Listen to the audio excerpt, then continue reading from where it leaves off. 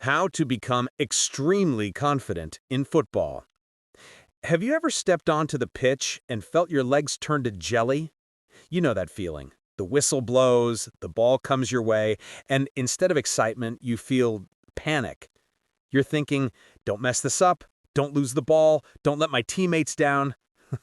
If that sounds like you aren't alone. But here's the harsh truth. You can have the touch of Neymar and the passing of De Bruyne, but if you don't have confidence, you will never, and I mean never, reach your potential. Confidence is the invisible skill.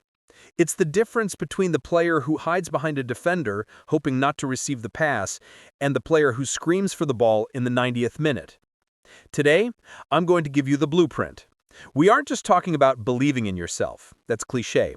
I'm going to break down the psychological and physical steps you need to take to become extremely confident in football. By the end of this video, you will have a mental toolkit that will change the way you play forever. Let's get into it. Part 1. Confidence comes from competence. First, let's destroy a myth. People think confidence is a personality trait. They think you're either born with swag or you aren't. That is a lie. Confidence is simply a memory of success. Think about it. You are confident that you can tie your shoes, right? Why? Because you've done it 5,000 times. You don't get nervous tying your shoes because you have competence. If you want to be confident on match day, you have to earn the right to be confident during the week. If you've skipped training, if your fitness is low, or if you haven't touched a ball in 4 days, your brain knows it. That anxiety you feel, that's your brain telling you, we aren't ready. To fix this, you need to build automaticity. This is when your skills become automatic. Here's your homework. Find a wall, spend 20 minutes a day just passing against it. Left foot, right foot. 1 touch, 2 touch. Do it until it's boring. Then do it some more. When your touch becomes automatic, your brain stops worrying about controlling the ball and starts thinking about what to do with the ball. That is the first layer of confidence, knowing, for a fact, that your technique will not fail you. Okay, so you've trained hard, but then the game starts, and 5 minutes in, you make a terrible pass. The crowd groans, your teammate yells at you. What happens next determines if you are a good player or a great player. Most players carry that mistake with them for the next 10 minutes. They start playing safe. They hide. They replay the error over and over in their head. This is the confidence killer. You need to install a mental reset button. In psychology, this is called reframing. When you make a mistake, you have exactly 3 seconds to be angry. 1, 2, 3. Then you must physically trigger a reset. Some pros adjust their socks. Some wipe their hands on their shorts. Some spit on the grass. Find a physical trigger that signals to your brain, that play is over, I am back to 0. Focus entirely on the next action, not the last action. The next action, if you lose the ball, your confidence is rebuilt by immediately winning it back or making a sprint to cover a teammate. The fastest way to get your confidence back after a screw-up is to do something simple and positive immediately. A simple 5-yard pass, a strong tackle. Get a win on the board as fast as possible. Now let's talk about something you can change instantly, right now. Your body language. There is a scientific loop between your body and your brain. If you feel bad, you slump your shoulders. But it works the other way too. If you slump your shoulders, your brain releases cortisol, the stress hormone. If you want to feel confident, you have to look confident first. This is commonly known as fake it till you make it, but in sports psychology, we call it embodied cognition. Watch the best players in the world. Even when they are playing badly, they don't look like it.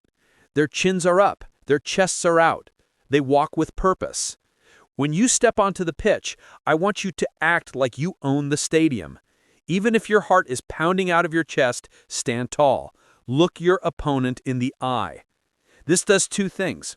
1, it tricks your brain into feeling more dominant, and 2, it scares the opposition. Defenders smell fear. If you look terrified, they will attack you. If you look like you are the best player on the pitch, they will give you that extra yard of space. And that extra yard is all you need. Okay, we've covered training, mistakes, and body language. Now let's talk about the night before the game. Wayne Rooney, one of the greatest strikers ever, used to ask the kit man which kit they were wearing the next day. Why? So he could lie in bed and visualize himself scoring goals in that specific kit. This is called visualization. Your brain struggles to tell the difference between a vivid imagination and reality. When you visualize yourself playing a perfect through ball, you are actually strengthening the neural pathways involved in making that pass. Here's the routine. The night before a game, spend 5 minutes watching your own mental highlight reel. Don't imagine a general game. Be specific. Imagine the grass, the weather. Imagine receiving the ball, feeling the texture, turning and smashing it top bins. Replay your best moments from past games. Remind yourself of the player you can be. Fill your mind with evidence of your success so there is no room left for doubt. Finally, a tactical tip for those first 10 minutes of the match. Many players lose confidence because they try to do too much too soon. They try a 40-yard Hollywood pass in the first minute. It gets intercepted and their confidence crashes. Start simple. Your goal in the first 10 minutes is to get touches. Play the easy pass. Keep the ball moving. Connect with your teammates. It's like warming up an engine. Once you've completed 5 or 6 simple passes, you will feel the rhythm of the game. You will feel part of the match. Then and only then do you start trying the risky stuff. Build your foundation first. Listen, becoming extremely confident isn't magic. It's a process. It starts with the preparation you do when no one is watching.